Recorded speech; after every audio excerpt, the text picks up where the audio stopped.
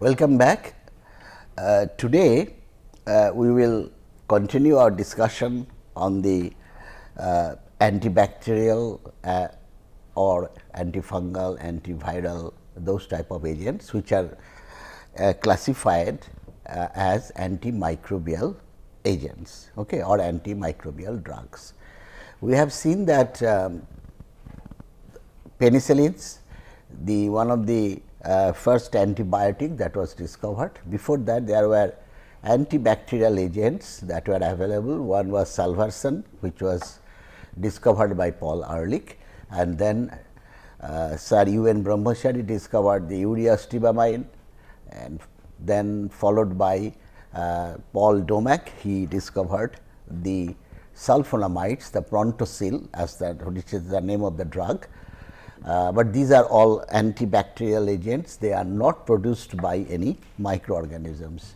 So, then came the era of microorganism derived antibacterial agents, which are called antibiotics. Okay, and the first one to be discovered was penicillin, and I told you the history of the discovery of penicillin. And we ended up by saying how the penicillins kill the bacteria, and the one line answer is that it stops the biosynthesis of the cell wall that is essential for the bacterial survival.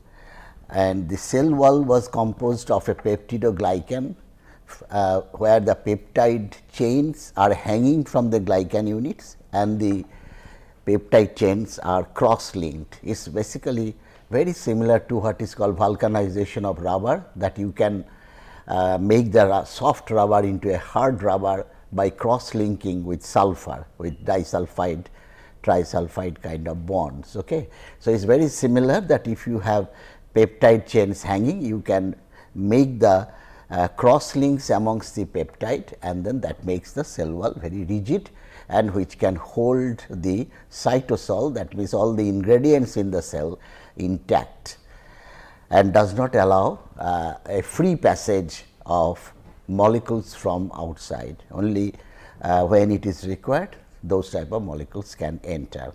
Okay. Now, the later stage, the last stage of this cell wall biosynthesis was the is called a transpeptidation reaction, and the enzyme is called a transpeptidase. And what it does? It actually catalyzes the transpeptidation reaction, where a glycine amine attacks a terminal D-alanine peptide and replacing or removing one D-alanine, the terminal D-alanine, and that is replaced by the glycine.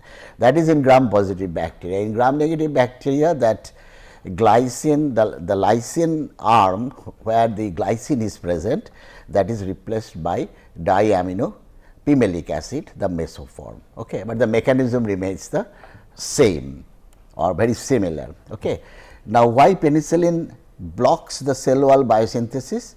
The reason is that the penicillin structure resembles the structure of the dipeptide, that is the D-alanine. Okay. So, which part is resembling? This is the part that if you look at the structure of D-alanine, that is written on the right hand side.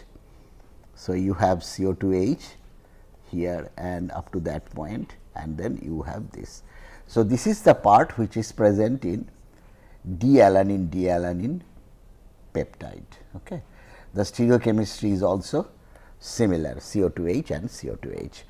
And because this beta-lactam is very reactive and it resembles the D-alanine dipeptide. So, what happens? The CO2H is basically present as CO2 minus. So, there is in the active site pocket, there is a serine and there is a positively charged handle in the presence of a lysine ammonium ion, and here it is the serine. So, the serine attacks the beta-lactam and breaks the beta-lactam. Okay, that. So, and then it stays there for a long time. Only after a long time water can come and attack this acyl enzyme complex and release the enzyme, but by that time the cell is lysed, that means all the contents of the cell are released.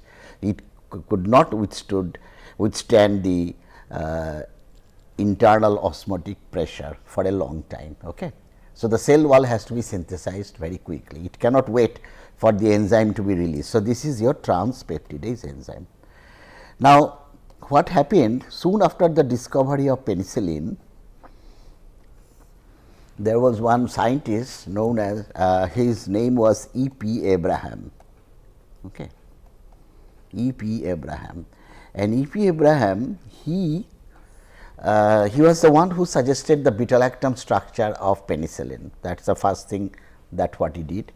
Then he observed that there are some microorganisms which produce an enzyme which can hydrolyze the penicillin and release itself from the penicillin. That means, it is another enzyme which is very similar to the transpeptidase enzyme, but the difference is that it goes and attacks and then is released by water. So, what I am saying that as soon as penicillin is attacked by the enzyme, in case of transpeptidase, this remain intact for a long time,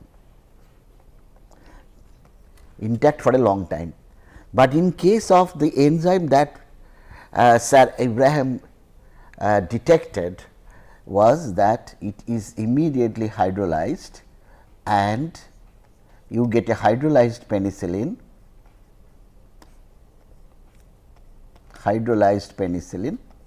and the enzyme is free, and this enzyme then goes and attacks another penicillin molecule and then hydrolyzes it. Now, remember, this hydrolyzed penicillin does not have any activity, this one. The hydrolyzed penicillin lacks the antibacterial activity because it lacks the beta-lactam ring, that is the pharmacophore of the system.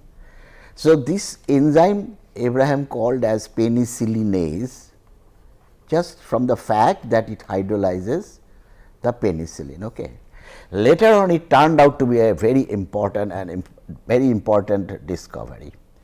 So, that is number one, he proposed the structure of beta-lactam, which was confirmed by Dorothy Hodgkins, and then penicillinase enzyme, just right in 1945 when penicillin was introduced.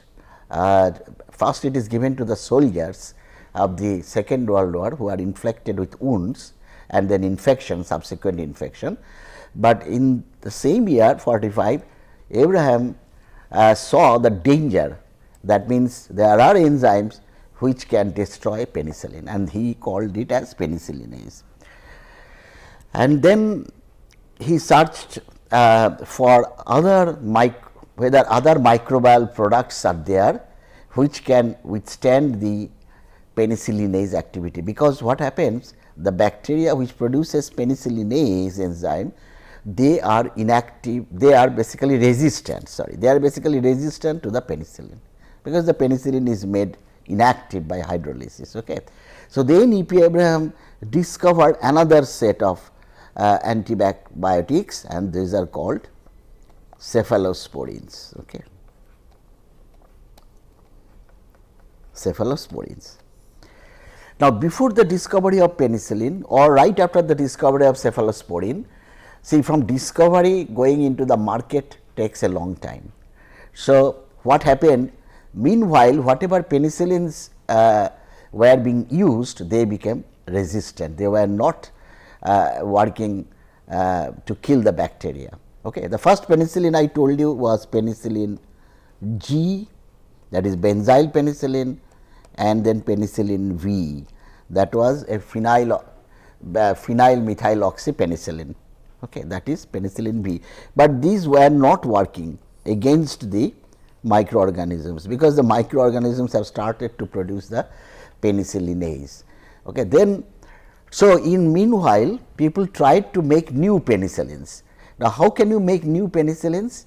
Is by varying this group R, because penicillin, all the different penicillins that we have today, starting from this penicillin G, penicillin V, then ampicillin, amoxicillin, cloxacillin, methicillin, there are many penicillins are there, but their pharmacophore, that means the this part remained the same.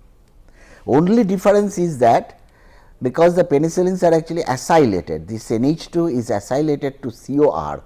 So, you can vary the R groups, different R groups, and then it was found that if you make say sterically crowded R groups, sterically bulky R, then what happens? Then the water, it can resist the water from approaching the acyl enzyme complex.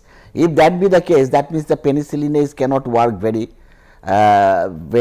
efficiently, and that what you wanted. Okay. However, the trouble is that if you make the R group very big, then the enzyme transpeptidase also cannot attack the penicillin, because it is so bulky. So, you have to have some optimum size of R group. Then people try to make different aromatic rings with different donor acceptor. All these different penicillins were made. Again I reiterate that all depends on the variation in the R group. Okay. And this is very easy to make, because if you have this amine, which is by the way called 6-aminopenicillinic acid, which there is a big pharmaceutical company called Biochemistry pharmaceutical company. They are very famous for their antibacterial research, and usually the penicillin that we used to get in the 50s were the penicillin G or penicillin B. Okay. And that means you already have the COCH2PH, which is the penicillin G. So, from there to hydrolyze back to the amine will be very difficult. Means what I am saying, that if you isolate the penicillin G, that means from the fermentation medium what you are getting is this NH, then CO, then CH2PH, benzyl, that is the penicillin G. But in order to make new penicillins, what you need to do? You need to hydrolyze this amide bond, make the free amine, and then acylate it again with different acylating agents. Okay. But that is very difficult, because if this is the more reactive part as compared to the acyclic amide bond. Okay. So, that will never be successful, that if you want to chemically hydrolyze this is the one which will be hydrolyzed faster. However, they could find some enzyme which can deacylate this bond. Okay. And ultimately, by several trial methods, Biochemistry came out with a system where the microorganism produces the free amine. The free amine, the microorganism, the end product is the 6-aminopenicillinic acid. By the way, this is 1, 2, 3, 4, 5, 6, 7. So, 6-aminopenicillinic acid is a crucial discovery by Biochemistry, because once this is available in gram quantities, kilogram quantities, so you can acylate by any acylating agent RCOCl. So, all the pharmaceutical companies, even academic laboratories, they started to make whatever acylating agent they have, okay, and then started to measure the antibacterial activity, okay, and that is how ultimately different penicillins were made. Now, again coming back to the structure of penicillin, what is the requirement? Means what is the requirement of or what type of changes you can make in the penicillin molecule so that it retains the activity without jeopardizing the activity. First of all, your lactam is essential. This is called structure activity relationship. That means you slowly take off certain structures, certain groups, and see whether the molecule loses the activity or not. If it loses the activity, that means that is essential. If it does not lose the activity, so you can strip off some of the extraneous groups. Okay. So, what happened if you remove the beta-lactam, it loses the activity. So, lactam is essential. Then it was that bicyclic system is essential. All the penicillins are bicyclic, but I will tell you that today there are compounds which have a beta-lactam, but they are not bicyclic. Some monobactams are also now available. So, that hypothesis that bicyclic is a mandatory, that is no longer true, but a majority of beta-lactam antibiotics are belonging to the bicyclic framework. Okay. So, but when it was initially, it was thought that only the bicyclic will work, but I will give you one example where a monocyclic beta-lactam is also now being used as an antibacterial agent. Okay. Then the stereochemistry, these stereochemistry have to be cis. If this is trans, the penicillin loses its activity. This stereochemistry is also very important.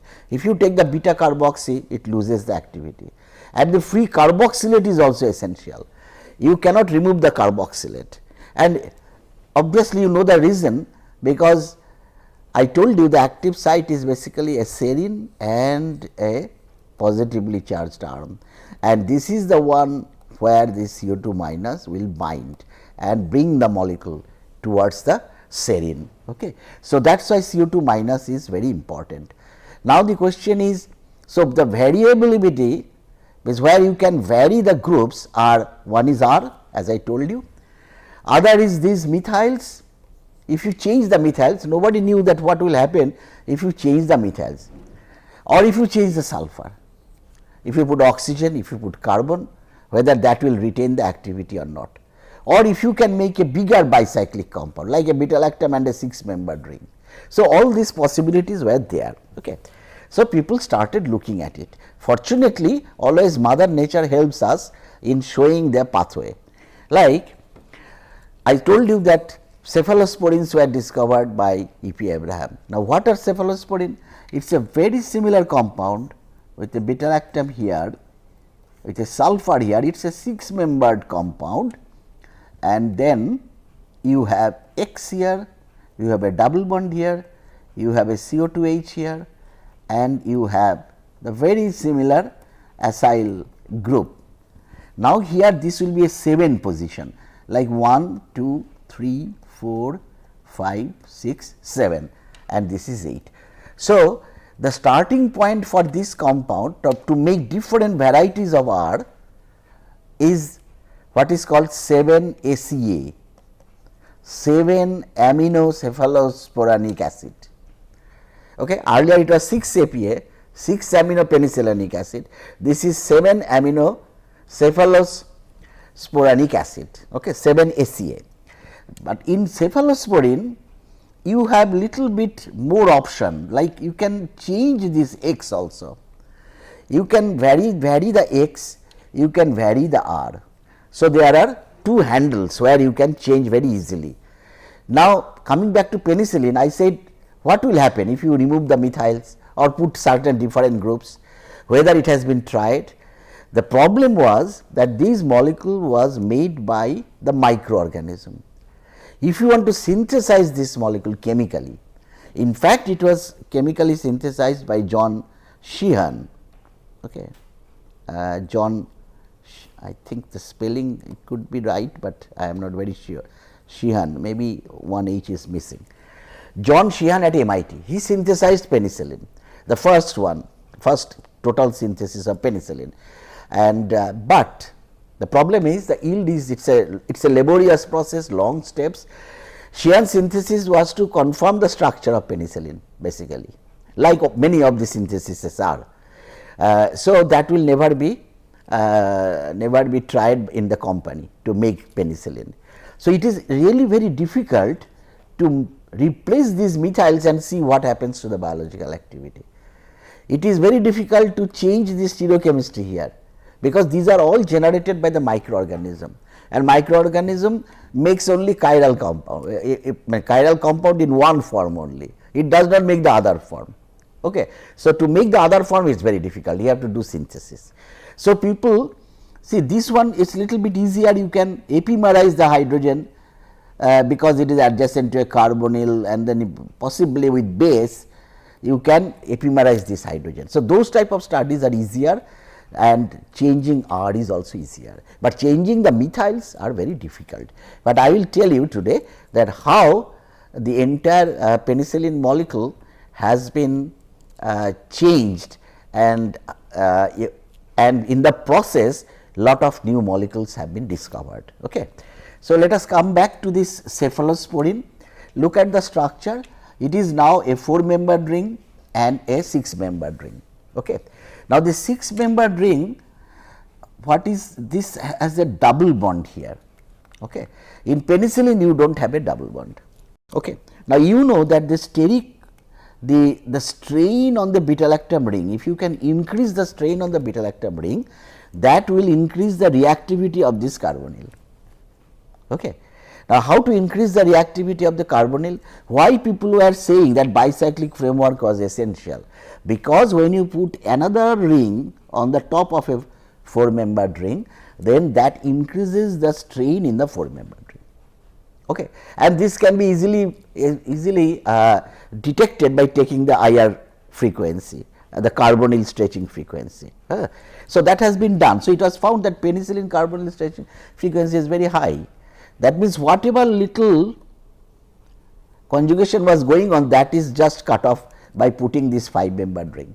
Now, if you have a larger ring here, a 6-membered ring, so what will happen? The reactivity of the carbonyl will go down. Now, so what nature has done? So, nature knows that a 5-4 combination is very good, you do not need any double bond or anything, and this carbonyl is very reactive. But when you have a 4-6 system like in cephalosporin, so what you have? You have to now activate the carbonyl little bit more, because this is a 6-membered ring that cannot impose the same kind of steric strain what the 5-membered ring can do. So, nature has put a double bond here. Why? Because now the nitrogen lone pair, instead of going to that side, can conjugate on this side. If it conjugates on this side, that creates a positively charged nitrogen, and if it creates a positively charged nitrogen, that activates the carbonyl, because the more positive charge on this nitrogen, the more reactive will be the carbonyl.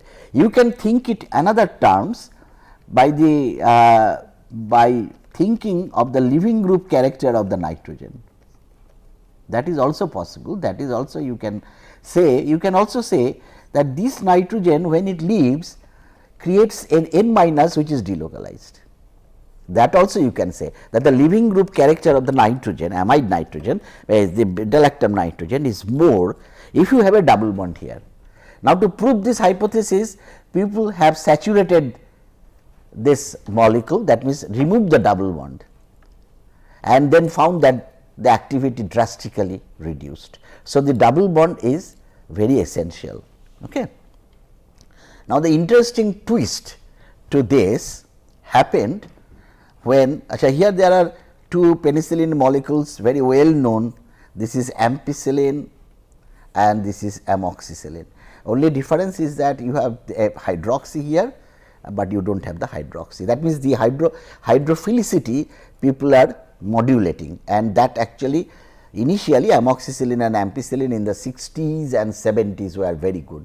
They could kill many of the microorganisms, but now they are rarely used alone, seldom they can kill the bacteria.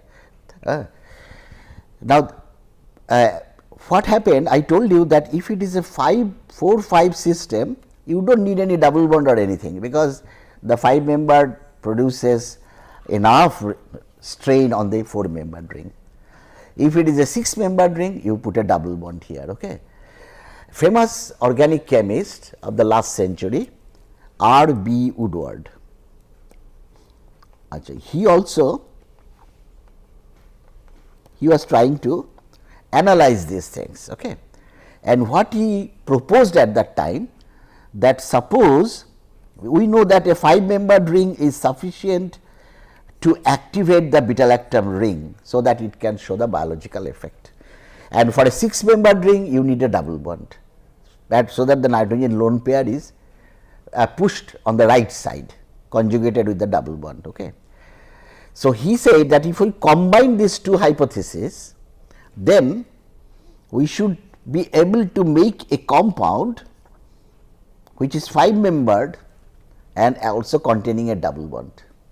So, if you look at this skeleton now, it has got a 5 membered ring like penicillin, and it has got the double bond like cephalosporin. So, this was a remarkable compound that Woodward synthesized and showed that it is extremely potent antibiotic. However, one point you have to be very careful, if you make it too reactive, then what will happen, as you first of all, whether you can take it through the orally or not, through the oral route or not, because of whatever the stability of this type of molecules. If it is very unstable, then you ran the risk of breaking the hydrolyzing the molecule just simply by water. But anyway, Woodward make many molecules, and I think these are approved as an antibiotic, a very good antibiotic. It was possibly the company Mark, they synthesized, took the Woodward's molecules. Woodward simply made these molecules by combining the two, cephalosporin structure and the penicillin structure, and his idea was that this will be better than penicillin, this will be better than cephalosporin. In fact, they are extremely good antibiotics. Okay. Synthesis is very, if you are interested in synthesis, I can just tell you that retrosynthesis is like this. How Woodward could make the double bond here? Not very difficult. Of course, means now everything looks simple, but when during Woodward's days, it was not that easy, but he is considered the father of organic synthesis. So, you do an intramolecular Wittig reaction, and that will give you the this is what is called penim. I will also tell you about some of the nomenclature system. See, when you have a beta-lactam attached to a sulfur, this is the skeleton, that is called penem.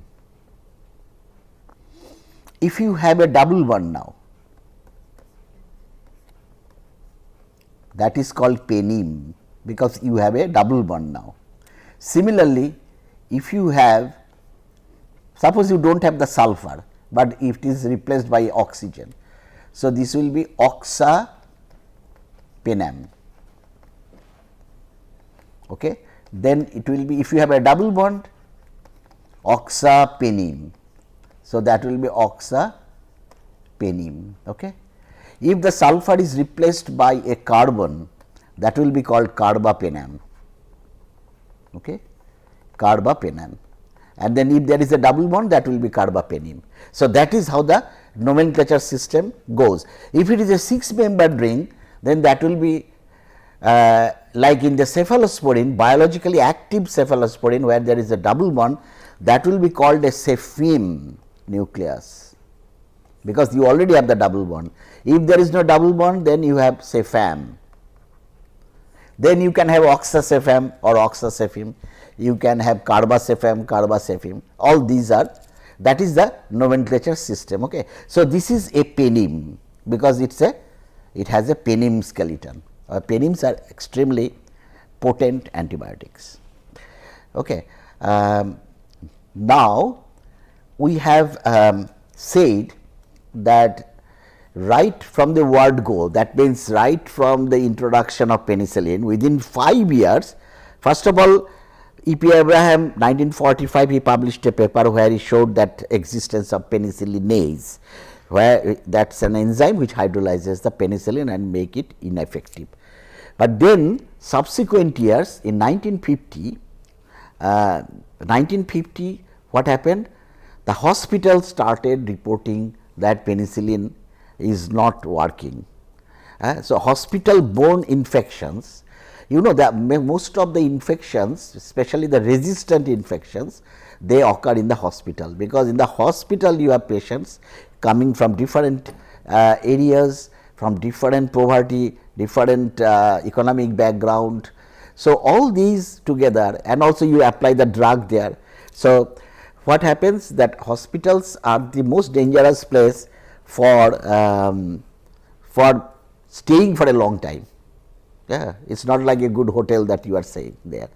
So, they actually harbor lot of these resistant organisms. So, 1950, I think St. Mary's Hospital reported that the existence of these microorganisms where penicillin failed to act.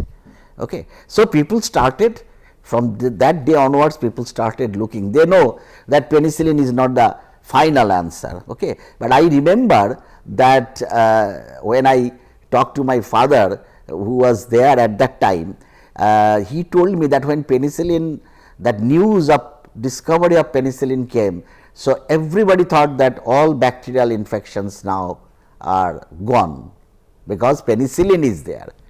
But within 5 years that myth is busted. Okay. Now, the question is how the bacteria acquire your resistance. Okay. So, there are the many ways. I will talk about only the organic chemistry part by which the bacteria acquires the resistance, and that is the most important part. Achha, one way that bacteria can provide a kind of pump in their membrane where the molecule enters penicillin.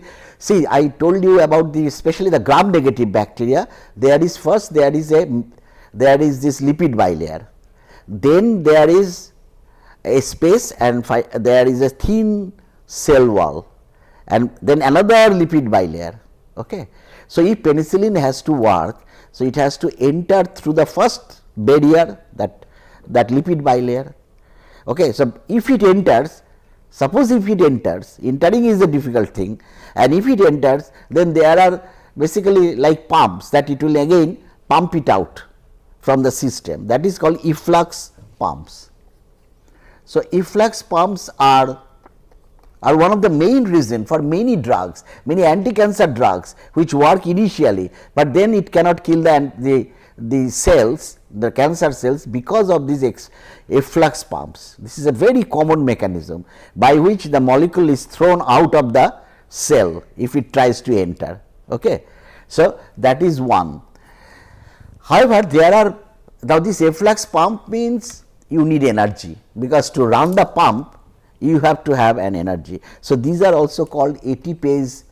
The pump actually gets the energy by hydrolyzing the ATP, okay, and then it operates these efflux pumps, okay, because you need energy.